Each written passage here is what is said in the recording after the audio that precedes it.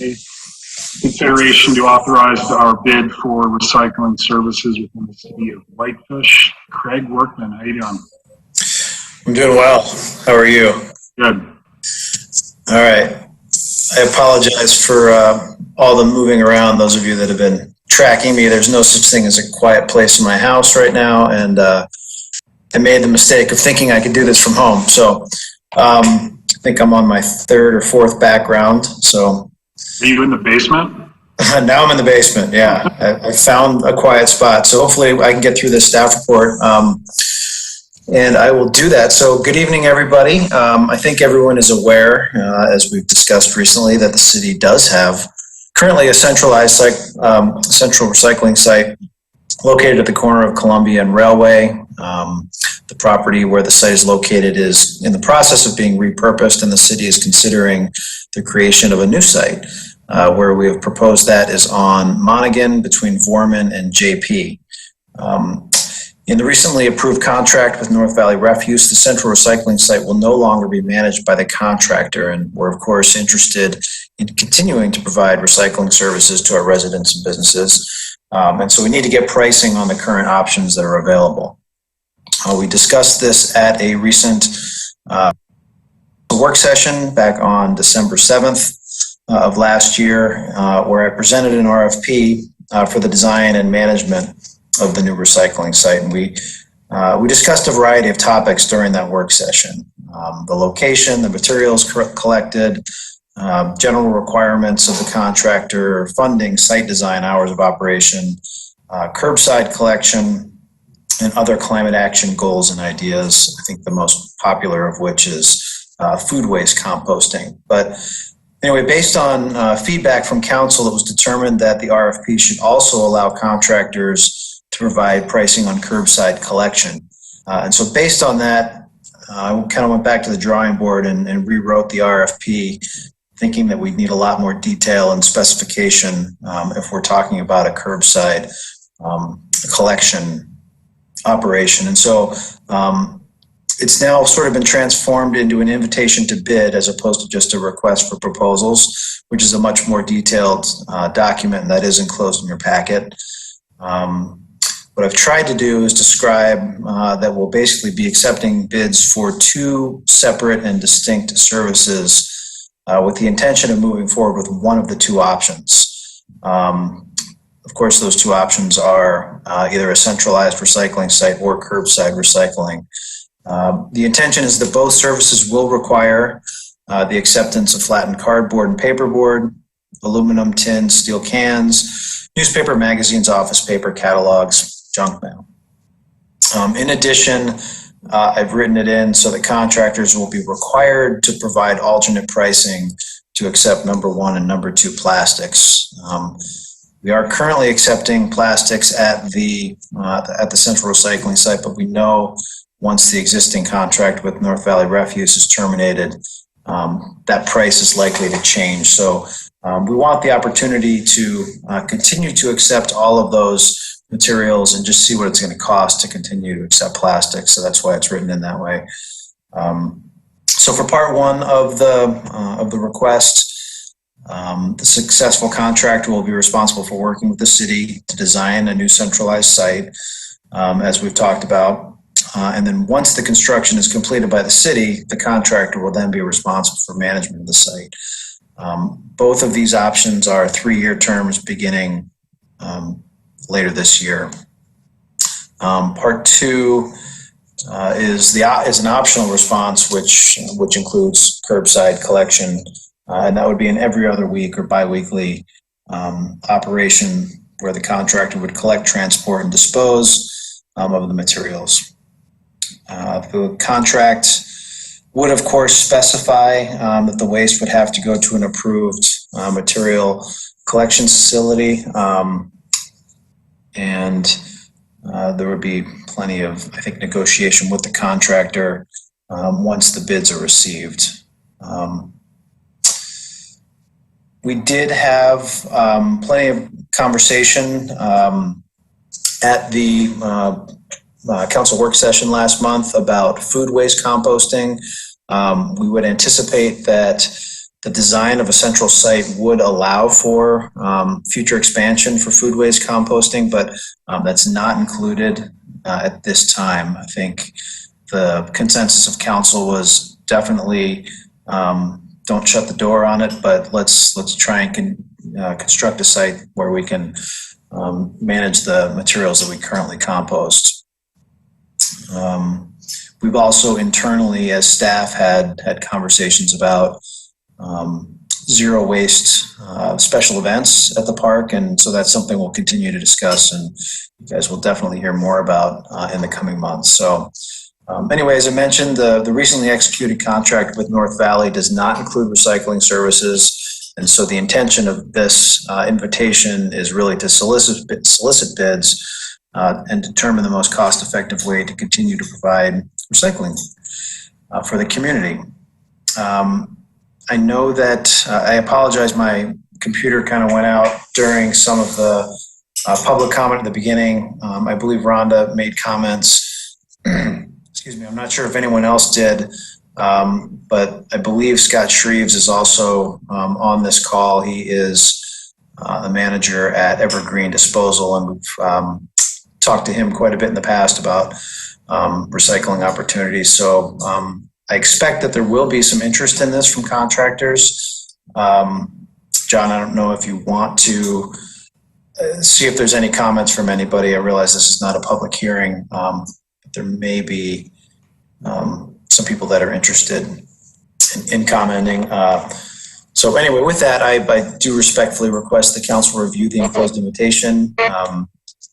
Hello? You're there. We can hear you. Yep. I think my cord was just doing something weird. So at this point, I'm really just looking for any additional comments, suggestions that council may have, and authorization to put this out on the street. That's all I have in my report. Thanks, Craig. We will start with questions. Andy, any questions on Craig's report? No questions. Thanks. Councillor Hannan. No questions for me, Mr. Mayor. Thank you, Ryan. Councillor Norton. No, thank you. Thank you, Rebecca. Councillor Davis. Thank you. Thanks, Matt. And Councillor Cornell. I'm not sure where the appropriate place for this is, but I would like to add some of the language that Mary Flowers sent us, where in section 2, I believe, bear proofing of site, signage for recycling bins to encourage proper sorting, and signs to educate what is not accepted. I wonder if that can be included in the RFP language, so that we can, if that adds an additional cost, we can see what that is. Is that a possibility? Is that a big change, or is that a minor change, Craig? I apologize. I did not see Mary's email. I think that the things that you mentioned would already be included, but I can definitely take a look at it, and I don't see any reason why those couldn't be more specific in the document. Realize once we receive bids from contractors, we'll then actually go into an actual contract negotiation process where all of these things will be discussed in more detail. But of the things that you mentioned, I'll go through Mary's email in more detail and include everything I can. It's just that one section that I was concerned about. The other question I have, Craig, is do we need something that in the RFP that discusses if people, like who's liable, who's responsible if people start dumping trash there, if there's a bunch of extra stuff that doesn't get recycled? Like, we have problems with that now with the current site. Yeah, there is some discussion in the invitation about contamination and what happens with those loads, but I think in general that type of specificity will come with the actual contract. Okay. All right. Good enough. Thank you. Thanks, Steve. Couple questions, Craig. Would this site be used for commercial uses, like downtown businesses? So the intention of the central recycling site would be for residences and businesses within the city of Whitefish, yes. The way that it's written for part 2, which is the curbside collection, is it would be residential only. Obviously, commercial businesses currently have the opportunity to contract with somebody for collection of recyclable materials, and we assume that would continue. Okay. And then secondly, section 11, award of contract, item D. In evaluating bids, the city will consider the qualifications of the bidders, et cetera. Is that the only criteria upon which we're going to rank proposals? No, I think we're going to want some detail from the contractors on, how they're going to manage the material, what type of, exactly what facility they're going to go to, how they're going to transport it. There'll be other factors that we use. I think that the cost will be the primary factor for evaluation, but I think this opens it up to giving us the opportunity to look at some of the other factors as well. Which I agree with. I just, having the need to respond to these myself for my own business, it always helps me when I'm bidding to understand how the ranking criteria is going to shake out from like a numeric or quantitative standpoint, like 25% based on completeness of proposal, 25% based on past experience, et cetera. Just something to consider. Yeah, and I had that ranking criteria in the RFP, the original one that was presented. Yeah. But typically in an RFP, numbers aren't actually brought out. And so with the addition of the curbside collection, I really thought that we needed, dollar figures. And so that's why that section disappeared. But I think we could probably rework this a little bit to add it in. I don't see that being a problem. I trust your opinion. If you don't think it needs to be in there, it doesn't need to be in there. Just wanted to ask the question. Thanks, Craig. Any further questions from the council? Michelle, public comments? Actually, we don't have public comment on this item. We just need a motion or discussion from the council. Sean, can I ask just for clarification, did everybody receive that email of Mary Flower's letter that was included? Did all the council? Yes. Okay. She does have her hand up, so I'm not quite sure if you want her to speak or if somebody wants to address her, but that's up to you, Mayor Mulford. Does someone want to acknowledge Mary Flowers? So, Okay. Mary.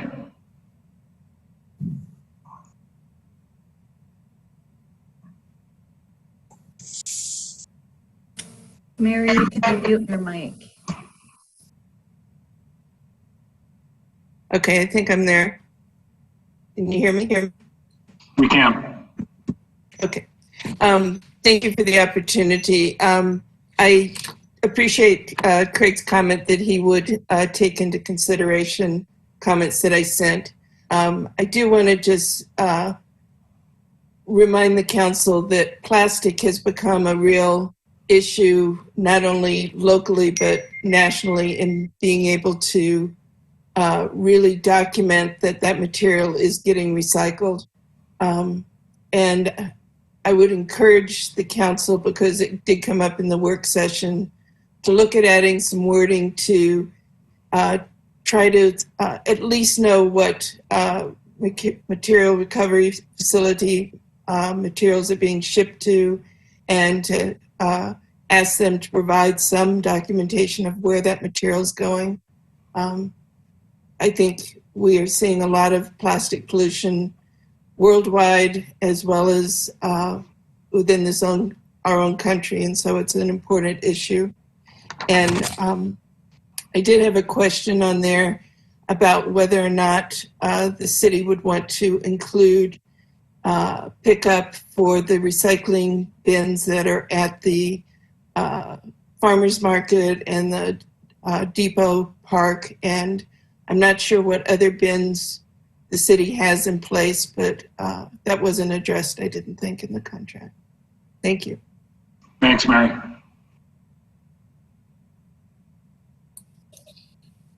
Mr. Mayor, I'd like to, do I need to make a formal motion? Yes, please. Okay, move that we, I'm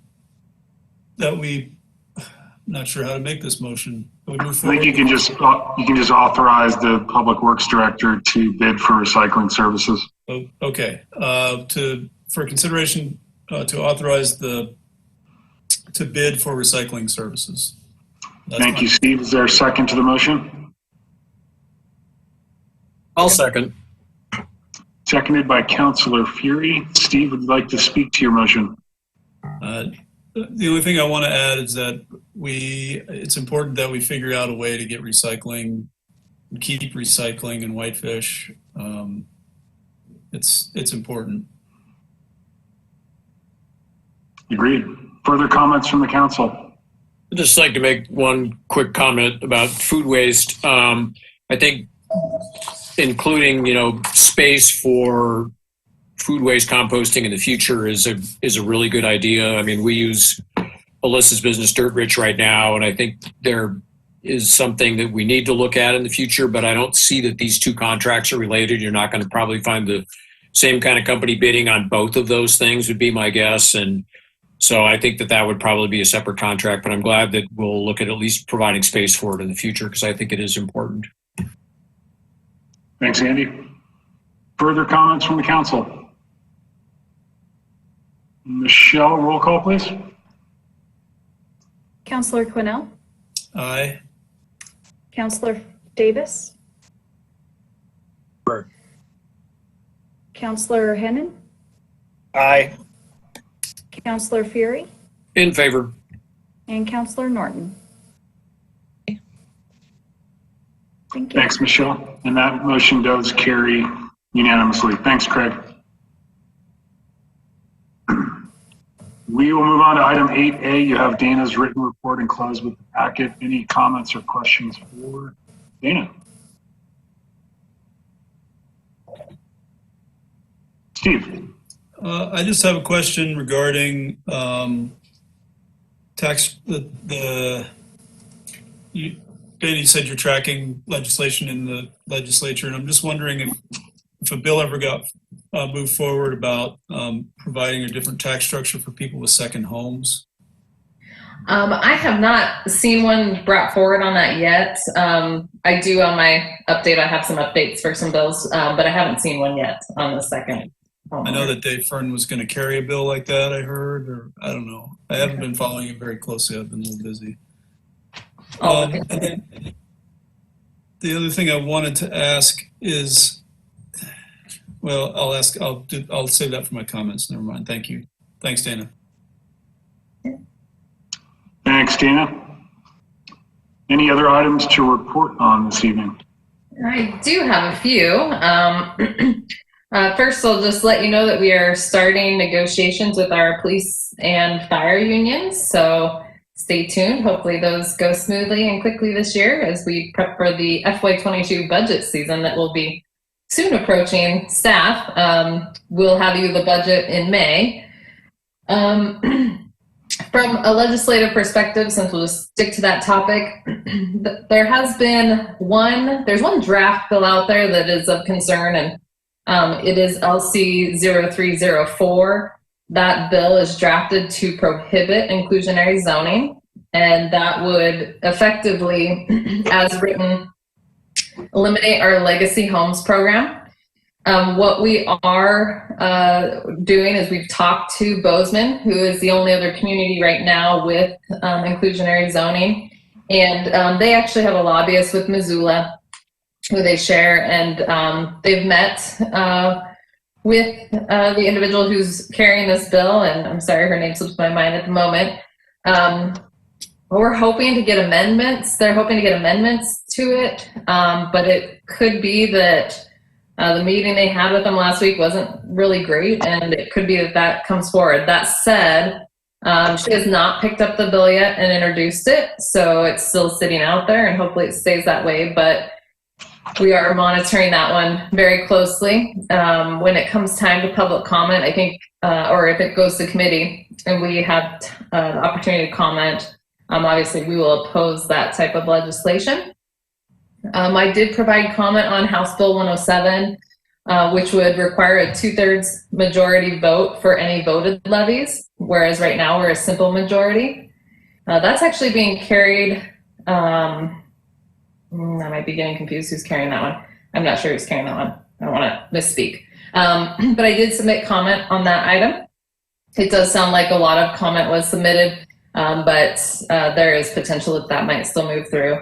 There are various zoning bills out there that would restrict municipalities on what they can allow in certain zones. We're watching those. I don't believe any of those have gone to committee yet. There is Senate Bill 80, which is being carried by Senator Regier out of Kalispell, which would limit all interlocal agreements to no more than a 5-year term. That would be like our MOU with the county on emergency response. It could be any type of interlocal agreement really between, say, the cities and the county for the health board. My understanding is this came about because of our Whitefish donut issue with the county. Why it's being brought up now, I'm not quite sure. We'll oppose such legislation. Interlocal agreements are made to build efficiencies in government, and to have us renegotiate those every 5 years when both governments willingly entered into the agreement seems like it's just adding more work and less efficiencies. And then House Bill 154, excuse me, Representative Fern is carrying that one, which is a resort tax bill. He's proposing to increase the population up to 10,000 for a resort community and 3,500 for a resort area. We'd obviously be supportive of that. However, our interpretation of the Montana Code is that as long as our resort tax does not expire, we can at any point ask the voters to change our resort tax, including the extension for dates. So it is a safeguard, say if we don't hit this population of 10,000 with this year's census, and for some reason we lose resort tax, but I don't think it's going to really impact us, but communities like Belgrade, that might be communities that do benefit from that bill. So those are just a few of the bills. There's a lot more going on. The first 3 weeks, they've just, number of bills coming out. It has been quite the fire flow. So we'll keep monitoring. And if there's issues like the IZ one, I had Ben, Councilor Davis and Mayor Molfeld join us just to talk about that. I'll reach out to you, to certain councilors just to get input if there's something that I feel I can't make a city decision on based on our kind of overarching principles that we tend to have. And then COVID, I can either do my update now on COVID, or if you want to wait till the COVID item, you can let me know there. Go right ahead, Dana. Okay. So I've been working very closely with North Valley Hospital. We are trying to coordinate a clinic in Whitefish. Currently, the health department, they're holding their clinics out of the fairgrounds. It does sound like they're planning to expand the number of vaccinators there to allow for more people to come. But the goal is that we get a location in the quote unquote North Valley. And so North Valley Hospital and I have been working together to secure a location, which I believe they're almost there. It'll be at a local hotel conference room. With that, they're looking at doing it every Thursday. Currently, they can expect anywhere from 100 to, or what they've been getting lately is 100 to 200 vaccines a week. And then, 4 weeks later, if it's Moderna, you get your second dose. So most of their clinics will end up with 2 groups. So it'd be anywhere from 200 to 400. That said, they have a share agreement between KRMC, North Valley Hospital, and the county on the doses that they receive from the state, and they can reallocate those among each other. So if North Valley is able to provide more because people from Columbia Falls come to Whitefish, then that might be able to occur. one of the items they've asked me to help with is getting volunteers. They need both clinical and non-clinical. So clinical being the ones that are vaccinating or watching for allergic reactions. And then there's non-clinical who are at the registration desk or greeters or making sure people are staying in line and social distancing. So I've had a really good response with those type of volunteers. I do have a question for council. They have requested the city to help further by assisting in scheduling the actual appointments, basically phone calls. So the county right now is getting phone calls, like hundreds of phone calls, and then they're behind. What they're thinking is if they can send us a list of those that are maybe 863, or I'm not sure how they're going to figure out who they are. Maybe they have a zip code. We would assist potentially the county and North Valley in scheduling for those clinics. My concern is I don't necessarily have the staff time available. I could staff that with volunteers, but if it becomes a city volunteer, we do pay work comp for our volunteers. It's a pretty minor dollar amount. It's, I think, $750 a month or something like that, or quarter. Pretty small in the cost area. We could probably request FEMA funds. DPHS from the federal level just released funds for public health entities, but I think I do have some concern, I guess, about how much time you want us to assist with this. I think it's a great community benefit for those that are interested in a vaccine. I don't, if it wasn't for North Valley Hospital working with me, we would not have a North Valley location. The county health just doesn't have the time to get to setting up a location up here right now. And at no fault of theirs, I think it's just, the amount of time that they have. So I would like just a little bit of, I guess, counselor input on that. We do have maybe some staff that could have a little bit of time here and there, but when you're scheduling 200 appointments once a week, you have 200 to schedule, it could be a little tedious. And I think overall what we're seeing is there's probably a vaccine. The vaccines are going to be what delays the process of getting people vaccinated. They were guaranteed a certain number. Those numbers have kind of faltered at the state, and I think it's the federal level a little bit. So they're hopeful that as time goes on, they'll start getting more and more vaccinations. And then as of right now, our mask ordinance does remain in effect. The liability limit bill is still out there, and should Governor Gianforte lift the mask requirements, our ordinance would go into effect, and we would start enforcing that. So that, and on a non-COVID topic, we are hopeful and planned and prepared for a calm, hopefully, inauguration day tomorrow. So we've done our planning just in case with the national concern about what could occur tomorrow. The police department and school district and I have all been in communications on our response should anything occur. But it does not sound like anything's planned, and we hope that people continue to support a peaceful transition at the federal level. Thanks very much, Dana. Appreciate the report. I think Dana does need some feedback or direction from council on her question regarding staff time and assisting North Valley Hospital with the distribution of vaccines. Does anyone have any comments on that? I fully support that effort for the city to participate in that personally. I support us helping. I wonder if we could put out a call for volunteers, like put an ad in the paper or something. Or the only other thing is there's no patient interaction, right? It's only just phone contact, so people don't risk getting the virus by helping, correct? That's correct, Rebecca. So we have different lists. We have ones that are going to be at the clinics, and then these ones don't necessarily have to be there. We will have some trainings though, but it's pretty low risk. I would say I have a really good list of volunteers. Our community has come together. I was just thinking I'd be handing the list over to North Valley, but it sounds like they want a little more support from myself and the city, and I'm completely for it. I just want to make sure it's your policy that you'd like me to work on that with them. Well, I would. I think it would help us get caught up on that for the people that feel comfortable with vaccinations.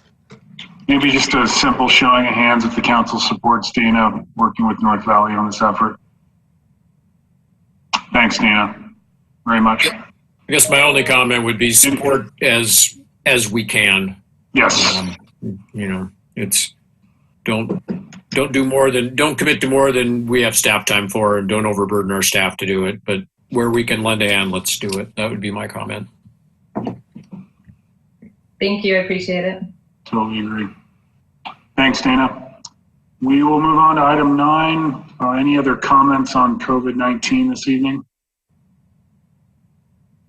We'll move on to item 9B of a letter from Mr. Craven requesting the speed limit on 93 West from basically, where you drop off from State Park Road coming into town all the way to City Hall to be petitioned for 25 miles per hour. Of course, that's not in our wheelhouse. That'd be something MDT would have to evaluate. Craig, any comments on that? I do know that this has come up before when the improvements were made to 93 West. I think within the first 3 or 6 months of the project being completed, this came up a few times. Yeah, we did request MDT reduce the speed limit, and they actually have. It used to be 45 miles an hour, essentially from Murray west, or maybe just slightly west of Murray. Nonetheless, the process for MDT, anytime there's a speed limit reduction requested, is they do what's called a speed study.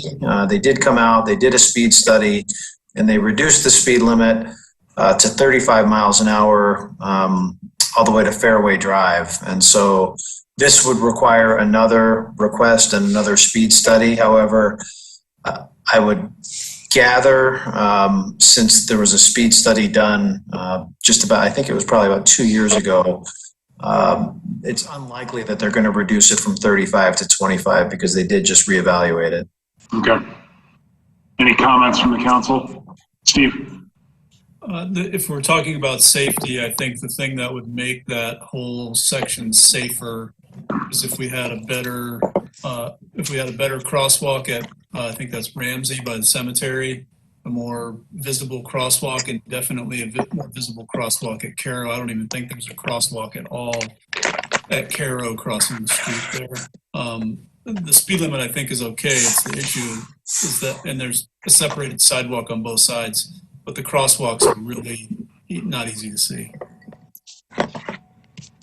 And I think we should deal with it because on the tree committee, there was an oversized truck that took out a bunch of trees because it was going so fast through there. And it kind of went up on one of the sidewalks, and Jen had to kind of figure out who had done that. And if anybody had been on the sidewalk, it would have been a disaster.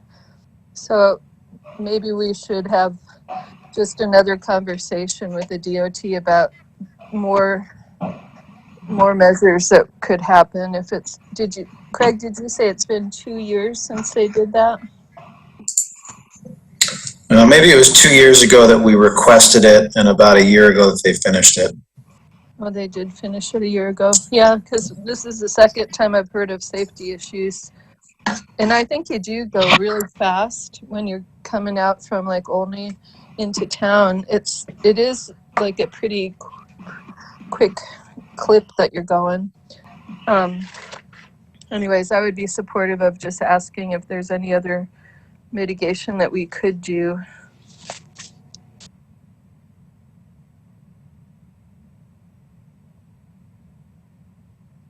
Craig, correct me if I'm wrong, to Steve's point about pedestrian-activated crossings like we have through town. We've requested from DOT for permission for right at the bottom of the hill, leaving town, just below Mambo's. What's the crossing? Right before the Whitefish River. What's that road? I'm sorry. Yeah, that's Miles Avenue, and I know the bike ped committees made that request, if I'm not mistaken, Maria, in the past, and I think we've been shot down by DOT with that request. Is that correct? They actually did just paint that crosswalk. They're still in the process of evaluating the signage, however. And it likely will not be a pedestrian activated signal there, but we're hoping that at least we can get some crosswalk signs that would refer to the crosswalk that they just painted last fall. Okay. I know that when we approved the 95 Cairo project, which would be, on Cairo, just north of 93, that approval came with some requirements for crosswalks at Cairo. I don't know about Murray. I don't know that Murray. It gets pretty tricky in that area where you have such a wide, it's a 2-lane road with a 2-way left turn on part and then a kind of a merge on the other part going into the median. So it gets a little bit tricky. I don't think we really want to make it more attractive for crossing there, but I think Cairo would make sense because we're going to have more and more pedestrians in that area. I think we conditioned that PUD for a pedestrian activated crossing. Yeah, I think you may be right. Good memory. You, not me. Steve. There's curb cuts at both of those crossings too, which would,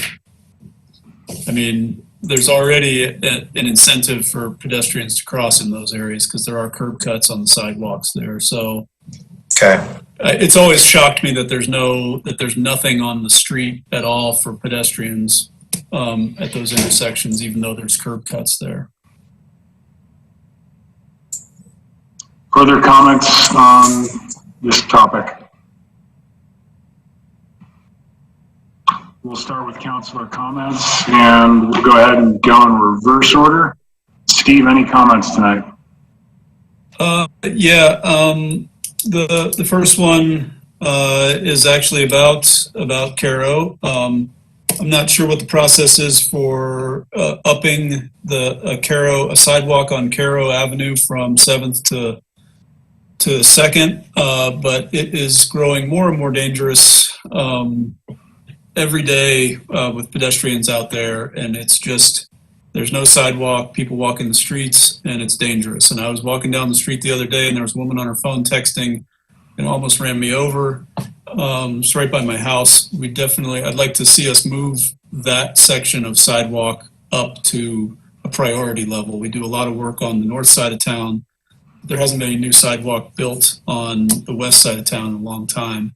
So I don't know what the process is for getting that bumped up the list, but I think it definitely warrants it at this point from 7th to 2nd. The second one is I would like us to, I'd like to maybe possibly consider if there's a way to, when we talk about the resort tax and the tax givebacks to the citizens of the city, I wonder if there's a way to consider the amount of tax revenue given back to, or tax income, property tax rebate given to full-time residents versus part-time residents. I know in lots of resort communities around the world, around the country, there's a difference in tax structures for those who have second homes there, and they typically pay more than the residents who live there full-time. And I'd like us to consider if there's a way to build that into the resort tax rebate. Anyway, that's all I have. I also just want to say, I was thinking about the other day, I can't believe I've only been on city council for just over a year. It feels like it's been way longer than that. This past year has been quite an experience. And I just want to thank all of you for your steady leadership, mentoring, and definitely a shout out to all the city staff who have weathered this storm with us. It's been quite a ride for this last year. Thank you. Steve, I'll comment on your concern about Cairo Avenue real briefly, and Craig certainly chime in if I'm off base, but we've dealt with this same concern in other parts of town over the years I've sat up here, and the more recent one being Texas Avenue that again lacks a sidewalk, and when we consider and prioritize sidewalk improvements. We have 3 districts in town. I believe it's the North Sidewalk District, the East Sidewalk District, and the West Sidewalk District. And I believe, I'm just looking at the city budget here that's adopted for 2021, and the West District, I mean, the total amount of revenue we have to work with is about $100,000 for 2021. And when this was brought up for Texas Avenue a number of years ago, I know Craig indicated, and he was correct, that oftentimes those sidewalk improvements need to be part and parcel to the larger resort tax project where the actual, street is actually reconstructed, because oftentimes the shoulders can't be retrofitted or improved to support an actual sidewalk until the actual entire street section is rebuilt. And I would imagine that's probably the case along Cairo Avenue, if I were to guess. So, while we do have these deficiencies in our sidewalk networks throughout town, it oftentimes require us being patient and just waiting for that priority project to come up on the resort tax, list for street improvement. And that was the case with Texas Avenue, actually. And actually, in that situation, because of the pedestrian traffic, we discussed the priorities list with the resort tax monitoring committee, and I believe Texas was actually elevated on the priority list as a result of that concern. So just a little bit of an FYI on how our sidewalk improvements work. We typically just don't have this windfall of revenue or cash flow available in the city coffers to go out and do just standalone sidewalk improvement projects. I don't know, Craig, if I covered that adequately or if you have anything else to add. No, I think that was pretty thorough. I guess I would say there's really kind of 3 buckets of cash that we have for sidewalks and trails. The resort tax being the largest. We're just wrapping up about $5 million worth of improvements on State Park Road, where we now have a shared use path that goes all the way from Highway 93 to the tracks. And you're right, Edgewood and Texas are the next projects which were elevated in priority on the list. Our plan then, our goal with resort tax is kind of to use that same 3 segment system where we go west, north, east. So we're working in the north with Edgewood and Texas. Then we'll be back on the east where I believe Armory Road is next, and then Cairo is the next road on the west side that we'll be looking at.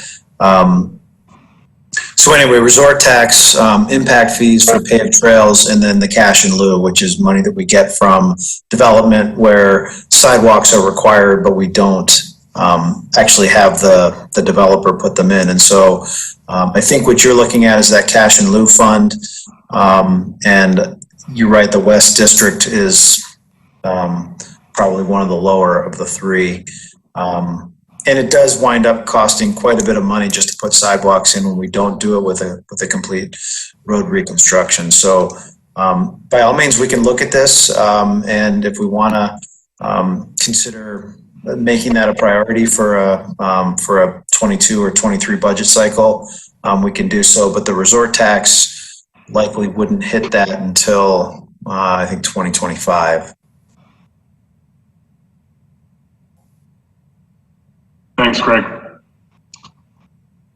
Hopefully that was helpful, Steve. And Councilor Davis, comments tonight. Yeah, I wanted to take this opportunity to discuss the idea of composting or food waste recycling that we've heard come up 2 or 3 times in the meeting already tonight. And I know as the council's representative on the Climate Action Steering Plan Committee, this idea is something that has been discussed at length lately in light of some of the discussions around recycling. So food waste recycling and composting, there is at least one company in town that takes food waste and diverts it instead of going to the landfill, composts it in a commercial center, and which in turn gets sold and reused with some of the local farmers. And in my opinion, it's something that can really help take a lot of waste out of the landfill. It's great for the environment and has other benefits. And I think it's a great idea, and I think it's something that the community would have a lot of support of. Now, I definitely agree with the fact that it's not a part of any of the RFPs or anything that we're doing relating to recycling, as it's big and important. We need to make sure to get that done. But I did want to ask if maybe the council, might be interested or willing to consider if a proposal, if there was a central compost drop-off at this new recycling center. And I certainly didn't make up the idea. I know more complex facilities exist already today in Missoula and Bozeman and Red Lodge, to name a few. But I think it's something that can make a difference. And, rather than having it as a sort of abstract future priority, perhaps the council could consider, looking into this separately, but concurrently with the recycling changes that we're doing. And perhaps we can have a proposal that makes sense, which would allow us to have composting at our recycling center. There may be some cost to the city, but hopefully it would be substantially less than what we're talking about on the recycling side, but I guess we'll see. So I just wanted to say that, and I appreciate everybody listening.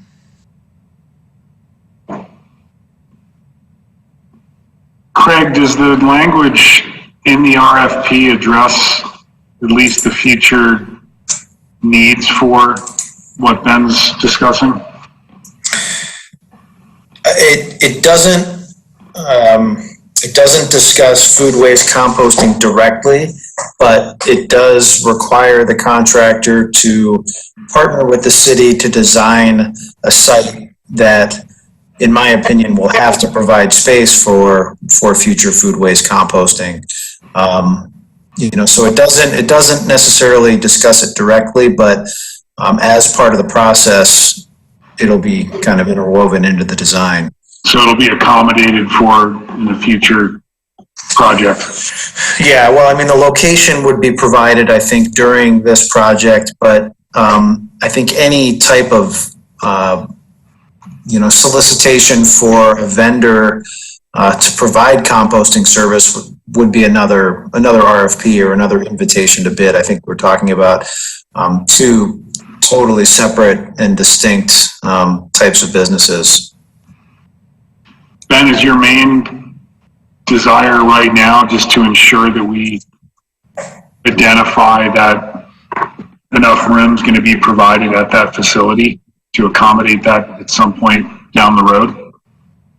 Well, yes, but I also, and again, I would reiterate, the plastic and cardboard and all that recycling is certainly the top priority, but it seems to me like perhaps we could consider a separate, I guess it's an RFP or something, to do that service rather than it being, an optional future thing for forever.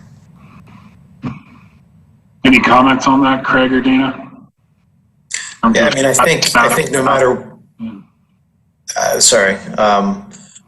whatever we do, we would have to provide an RFP or some type of an invitation. I mean, I think just to allow, as valuable as the service is, I think to allow one single food waste, composting contractor to use city property in the future central recycling site is going to be pretty risky. So if we're looking to entertain the option to have a central drop-off site right now, I think it would need to go out for another RFP. Yep, and I would echo what Craig said on that. We would have to go through our process, looking for bids on individuals or businesses that would like to maintain that site. One thing to just remember with recycling, which we used to have it covered under Republic's contract, we're going to have to charge a fee for just the central recycling site. We are going to have to charge a fee for a compost site. So we unfortunately don't print money. If I could find a tree, that'd be great, but haven't found a money tree yet. So we have to pass on the cost. We have to have a revenue supporting these programs, because whoever provides the central recycling site will charge us for that service, and same with the composting. So I think we just have to be prepared. We can offer these, but for it to be central and not a customer contract with a private business who, I sign up for Dirt Rich, I have that relationship. This becomes a community program, which is fine if that's the policy direction. But I just want to make it clear that there's going to be costs associated for all community members for that. And I know there are businesses that are already contracting directly with Dirt Rich. But I just want to bring that part up. But yeah, the I think we would probably go out for a bid or RFP, however that might be, for a drop-off site. And again, we'd have to deal with how do you manage contamination. We know garbage is an issue at a recycling site, and I can imagine they might utilize the compost bin similarly, but maybe not. Well, we'll have cameras hopefully included in our design, and so we can try to identify people, but it can be very difficult, as we know. Cameras aren't always reliable. So that's just my comments, but it would be great to have it as a council goal, maybe, since we have a lot of other projects we're working on. And I think that that's where this is an appropriate, conversation to whether we add it now or we add it in spring to put it on the list. Ben, are you okay if we just keep it in front of us and plan to talk about it at our council retreat when we set goals? Yeah, I think it'd be hard to say that this is the top priority we have right now, but I do think that, considering, this in the design of the recycling site, might be a good idea. And then, having it as something that we can hopefully take some steps on at some point, I think would be great. And I know that there's certainly in the Climate Action Plan Committee, I know there's there's volunteers in there who would be more than happy to do additional work and research on what other cities are doing and the like if it takes too much staff time. So yeah, I just thought it's something we can hopefully have as something we can actually do at some point. That's all I'm saying. Great. Thanks, Ben. Anything further? Rebecca, comments tonight? I'm glad to hear we're going to be able to have a retreat, a council retreat this year. No, I just wanted to tell everybody it's an honor to serve with you. It's been a pretty intense week after last week, what happened in DC, and it does make me really appreciate how our city is run, and also the public process and the legacy that we've been given as a democracy. And I think as much as people can just believe in the transition, that the power that we're vested with to make decisions really is for the people. But that's always changing, and it always will change. And so just a reminder to the citizens to keep the faith, I guess, that our process is really messy sometimes, but it does really work. And I have a history degree, and one of my favorite things I got to do was when I was a junior in college for my first degree, as I went to Scotland, to St. Andrews, and I got to take a year of American history from the Scottish perspective. And it taught me that everybody's opinions are really from their own experience, but there's a lot of other perspectives. And if you look at everybody's perspective, you'll probably get more of a telling of the truth of a situation. And so we're sort of entrenched as a community sometimes and as a nation right now, but kind of lifting that up to something better and more hopeful, I think, is really important in the next year. So thank you all for being such great public servants, and especially to the staff for making sure that we're legal and appropriate in all of our dealings. All right, thank you. Thanks, Rebecca. Nice comments. Councillor Hennon. I don't have any comment this evening, Mr. Mayor. Thank you, Ryan. And last but not least, Councilor Fury. No comment tonight. Thanks, everyone. Thank you, Andy. I had one question for Maria. Maria, I think you and I exchanged a few emails months ago when Doug Adams was trying to contact us about the Roy Duff Armory building and the memorial plaques that were never installed at that at the building. I ran into Doug up in Haskell a couple weeks ago, and he picked my brain about it. I really don't know the history of that project and why it's stalled out, but can you just provide me a brief, or the council a brief update? And is there a plan in place to ultimately get those plaques installed? Sure. I did do some research into it, and it was stalled with some turnover, I believe, at the council level. And the park board, I did bring it to the park board's attention. We had some other things we were dealing with at that time, and so they put it on a future goal list. And currently, we're working on it with our Parkside Master Plan, which we have started with a consultant. We're getting a contract in place, and we're going to begin presenting to the park board a comprehensive plan for all of our signs, included in that being the monument signs at Armory, to see what they want to do with those. You're muted. One. Do we have a timeline as to when we can expect those memorial plaques to come to fruition? We are going to plan for it in the budget in July to do our Parkside Master Plan. So I would say within that fiscal year, we could anticipate those being done. Being done by next year? Yes. Okay, great. I'll pass that along to Doug. I also told him that his email wasn't working, and he shot me an email yesterday, and it's now working. So for whatever that's worth, I'll pass the word along to him for you. Thank you. You bet. And I have nothing further. Anything further from staff? Dana? Council? We are adjourned. Take care.